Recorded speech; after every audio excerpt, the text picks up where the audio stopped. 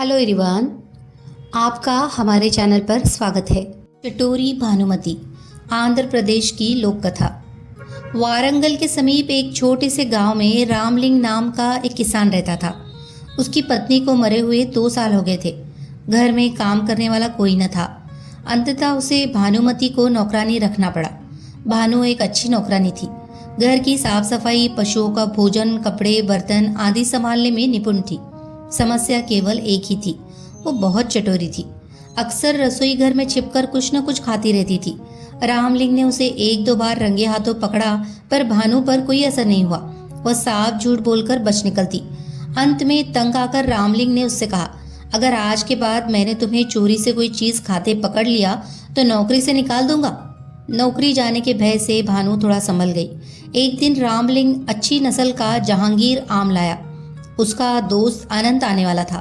उसने भानुमति को बुलाया, सुनो, इस आम का छिलका उतार कर टुकड़ों में काट दो।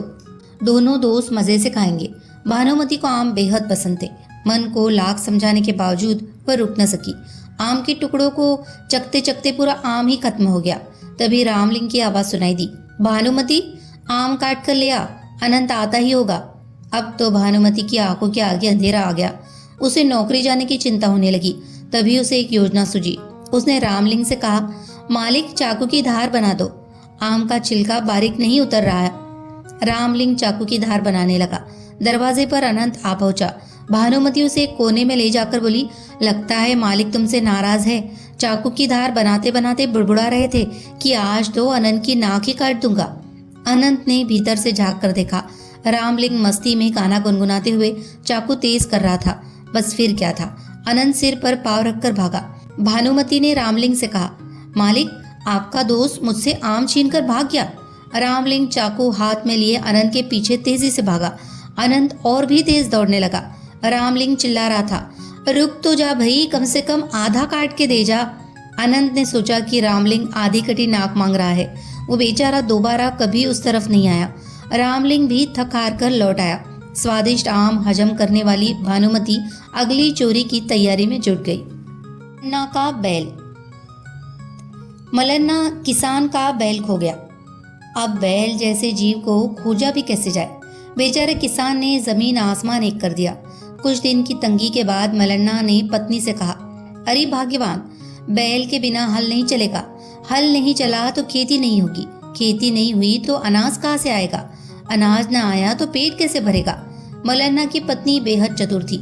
पति से बोली, बैल तो खरीद ही लेते हैं, परंतु तुम ठहरे बुद्धूराम, मैं भी साथ चलूंगी। मलन्ना को क्या आपत्ति हो सकती थी। दोनों बैल खरीदने जा पहुंचे। मेले में घूमते घूमते मलन्ना की पत्नी ने अपना बैल पहचान लिया।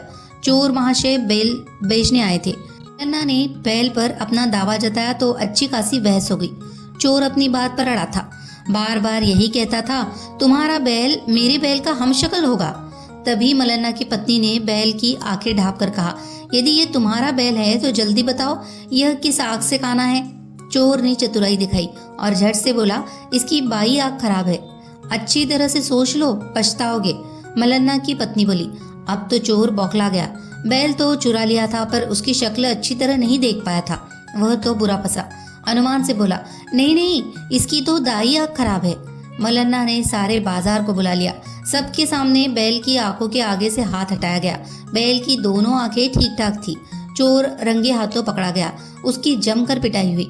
मलन्ना और उसकी पत्नी अपने खोए हुए बैल को लेकर खुशी खुशी घर लौटे। कालहस्ती मंदिर की कथा। कहते हैं कि नील और फणेश नाम के 2 भील लड़के थे। उन्होंने शिकार खेलते समय वन में एक पहाड़ी पर भगवान शिव की लिंग मूर्ति देखी। नील उस मूर्ति की रक्षा के लिए वहीं रुक गया और फणीश लौट आया। नील ने पूरी रात मूर्ति का पहरा इसलिए दिया ताकि कोई जंगली पशु से नष्ट न कर दे। सुबह वह वन में चला गया। दोपहर के समय जब वह लौटा तो उसके एक हाथ में धनुष, दूसरे में भुना हुआ मांस, मस्तक के केशों में कुछ फूल तथा मुंह में जल भरा हुआ था। उसके हाथ खाली नहीं थे, इसलिए उसने मुख के जल से कुल्ला करके भगवान को स्नान कराया। पैर से मूर्ति पर चढ़े पुराने फूल व पत्ते हटाए, में छिपाए फूल मूर्ति पर गिराए तथा भुने हुए मांस का टुकड़ा भोग लगाने के लिए रख दिया। दूसरे दिन नील जब जंगल गया तो वहां कुछ पुजारी आए। उन्होंने मंदिर को मांस के टुकड़ों से दूषित देखा। उन्होंने मंदिर की साफ सफाई की तथा वहां से चले गए। इसके बाद यह रोज का क्रम बन गया। नील रोज जंगल से यह सब सामग्री लाकर चढ़ाता और पुजारी उसे साफ कर जाते। एक दिन पुजारी एक स्थान पर छिप गए ताकि उस व्यक्ति का पता लगा सके जो रोज रोज मंदिर को दूषित कर जाता है। उस दिन नील जब जंगल से लौटा तो उसे मूर्ति में भगवान के नेत्र दिखाई दिए। एक नेत्र से खून बह रहा था। नील ने समझा कि भगवान को किसी ने चोट पहुंचाई है। वह धनुष पर बाण चढ़ाकर उस चोट पहुंचाने वाले व्यक्ति को ढूंढने लगा। जब उसे कोई नहीं मिला तो वह कई प्रकार की जड़ी बूटियां ले आया तथा वह भगवान की आग का उपचार करने लगा, परंतु रक्त धारा बंद न हुई। तभी उसे अपने बुजुर्गों की एक बात याद आई। मनुष्य के घाव पर मनुष्य का ताजा चमड़ा लगा देने से घाव शीघ्र भर जाता है। नील ने बिना हिचक बाण की नोक घुसाकर अपनी एक आंख निकाली तथा उसे भगवान के घायल नेत्र पर रख दिया। मूर्ति के नेत्र से रक्त बहना तत्काल बंद हो गया। छिपे हुए पुजारियों ने जब यह चमत्कार देखा तो वह दंग रह गए। तभी मूर्ति की दूसरी आंख से रक्तधारा बहने लगी। नील ने मूर्ति की उस आंख पर अपने पैर का अंगूठा टिकाया ताकि अंधा होने के बाद वह टटोल कर उस स्थान को ढूंढ सके। इसके बाद उसने अपना दूसरा नेत्र निकाला तथा उसे मूर्ति की दूसरी आंख पर लगा दिया। तभी वह स्थान अलौकिक प्रकाश से भर गया। भगवान शिव प्रकट हो गए तथा उन्होंने नील का हाथ पकड़ लिया। वे नील को अपने साथ शिवलोक ले गए। नील का नाम उसी समय से कण्णप्प, तमिल में कर्ण नेत्र को कहते हैं, पड़ गया। पुजारियों ने भी भगवान तथा भोले भक्त के दर्शन किए तथा अपने जीवन को सार्थक किया। कण्णप्प की प्रशंसा में आदि शंकराचार्य जी ने एक श्लोक में लिखा है, रास्ते में ठुकराई हुई पादुका ही भगवान शंकर के अंग झाड़ने की कुर्सी बन गई।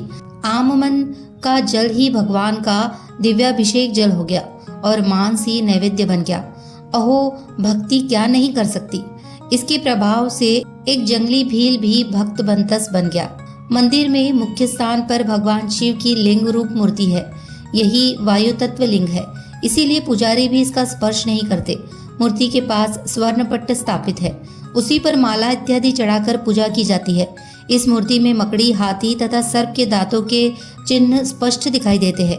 कहा जाता है कि सबसे पहले मकड़ी, हाथी तथा सर्प ने भगवान शिव की आराधना की थी। उनके नाम पर ही श्री कालहस्तीश्वर नाम पड़ा है। श्री का अर्थ है मकड़ी, काल का अर्थ है सर्प तथा हस्ती का अर्थ है हाथी। सड़ गया। यदि हम आंध्र प्रदेश की बात करते हैं तो हैदराबाद का नाम अवश्य आएगा। यदि हैदराबाद का नाम लिया जाए तो नवाब मीर उस्मान अली खां का नाम भी लेना पड़ेगा। उनके शासन में हैदराबाद ने बहुत अच्छे दिन देखे। उस्मानिया विश्वविद्यालय, हाई कोर्ट, पुस्तकालय आदि अनेक भव्य भवन उन्होंने बनवाए। हैदराबाद में एक सागर भी बनवाया जो कि निज़ाम सागर के नाम से जाना जाता है। निज़ाम साहब अपने निजी जीवन में बेहद कंजूस थे। कोई भी छोटा सा खर्च करने से पहले घंटों हिसाब लगाते। उनके वस्त्र जब तक तार तार न हो जाते वे रफू कर कर के काम चलाते। कहते हैं कि वह उस समय संसार के सबसे अधिक पैसे वालों में एक थे। सोना, चांदी, हीरे जवाहरात, रुपए पैसे का अमूल्य भंडार था, किंतु कंजूसी का भी अंत न था। अक्सर वह मेहमानों के सामने भी अपने छोटेपन पर उतर आते। किसी की बहुमूल्य और खूबसूरत वस्तु हथिया लेना उन्हें बेहद प्रिय था। किसी भी समारोह में भेंट ले जाने के बजाय वो भेंट लेकर लौटते। वह भेंट में प्राप्त उन वस्तुओं को तिजोरी में बंद करवा देते। वह उन महाकंजूसों में एक थे जिनके लिए कहा गया कि चमड़ी जाए पर दमड़ी न जाए। एक दिन दतिया के महाराजा उनसे मिलने आए। निजाम ने बातों ही बातों में जान लिया कि दतिया में शुद्ध घी बहुत अच्छा मिलता है। बस अब क्या था, उसी समय हुक्म हुआ, हमारे लिए शुद्ध घी अवश्य भिजवाए। दतिया के महाराज भला कैसे इनकार करते। शीघ्र ही घी से भरे कनस्तर निजाम के दरवाजे पर थे। घी को गोदाम में बंद करवा दिया गया। निजाम ने न तो स्वयं खाया और न ही किसी को खाने दिया। कुछ दिन बीत गए, घी सड़ने लगा। निजाम को खबर दी गई, किंतु उसने परवाह नहीं की। जब वह बदबू असहनीय हो गई तो वजीर ने पुनः फरियाद की, किंतु निजाम ने जीवन में कभी भी हार नहीं मानी थी। उन्होंने कहा, जाओ उस घी को मंदिरों और बाजारों में बेच दो। वजीर की तो आफत ही आ गई। बदबूदार सड़ा घी भला कौन खरीदता। उसने सोचा कि यदि घी न बिका तो निजाम भड़क जाएगा, इसीलिए उसने सारा घी एक नाले में फिकवा दिया और अपनी ओर से रुपए लेकर निजाम के पास पहुंचा। जी हुजूर, ये लीजिए रकम। वह घी तो मंदिर के पुजारियों ने हाथों हाथ खरीद लिया। निजाम की बातचीत खिल गई। वजीर ने उस काम के एवज में तरक्की पाई। कंजूसी कितनी बड़ी बला है, हमें ऐसा नहीं बनना चाहिए। ईश्वर बड़ा है। बहुत समय पहले की बात है। किसी नगर में एक भिखारी रहता था। सुबह होते ही अपना चोगा और कमंडल तैयार करता तथा निकल पड़ता। वह हर दरवाजे पर जाकर एक ही आवाज लगाता, देने वाला श्री भगवान, हम सब है उसकी संतान। भिखारी का नाम था कृपाल। उसे जो कुछ भी मिल जाता वो उसी से संतुष्ट हो जाता। उसका एक मित्र जगन्नाथ भी भीख मांगता था। वह दरवाजे पर जाकर हाक लगाता, देने वाला है महाराज, यही दिलवाएगा भोजन आज। कृपाल और जगन्नाथ भीख मांगने के लिए राजा के महल में भी जाते थे। राजा प्रायः दोनों की आवाज सुनता था। वो दोनों को ही भीख देता था, किंतु वह आजमाना चाहता था कि दोनों में से किसकी बात सच है। इंसान को सब कुछ देना भगवान के हाथ में है या महाराज के हाथ में है। एक दिन महाराज ने एक तरकीब निकाली। उन्होंने एक बड़ा सा पपीता लिया, उसका एक टुकड़ा काटकर उसके भीतर सोने के सिक्के भर दिए। टुकड़े को जो का त्यों जोड़ दिया। तभी कृपाल भीख मांगने आया। राजा ने उसे दाल चावल दिलवाकर विदा किया। जगन्नाथ खंजड़ी बजाता आया और हाक लगाई, देने वाला है महाराज, वही दिलवाएगा भोजन आज। महाराज ने सिक्कों से भरा हुआ वह पपीता उसके हवाले कर दिया। जगन्नाथ ने वह पपीता 2 आने में एक सब्जी वाले की दुकान पर बेच दिया। मिले हुए पैसों से उसने भोजन का जुगाड़ कर लिया। भला पपीता उसके किस काम आता। थोड़ी देर बाद कृपाल सब्जी वाले की दुकान के आगे से निकला। उसने मीठी आवाज में अपनी बात दोहराई। सब्जी वाले ने वह पपीता उसे दे दिया। कृपाल उसे दुआएं देता हुआ घर लौट आया। घर आकर उसने पपीता काटा तो सिक्के देखकर वह आश्चर्यचकित हो उठा। उसने तुरंत सिक्के उठाए और सब्जी वाले के पास पहुंच गया। उसने सिक्के देकर कहा, भाई, ये तुम्हारे पपीते में से निकले हैं, इन पैसों से मेरा कोई लेना देना नहीं है। सब्जी वाला भी ईमानदार था। वो बोला, ये पपीता तो मुझे जगन्नाथ बेच गया था, तब तो ये सिक्के भी उसी के हैं। जगन्नाथ ने सिक्के देखकर कहा, ये तो महाराज के है, वो पपीता मुझे भीख में वहीं से मिला था। महाराज तीनों व्यक्तियों और सिक्कों को देखकर हैरान हो गए। सारी कहानी सुनकर उन्हें विश्वास हो गया कि इंसान को ईश्वर पर ही विश्वास करना चाहिए, वही सबको देने वाला है। राजा ने तीनों को यथायोग्य उपहार देकर विदा किया।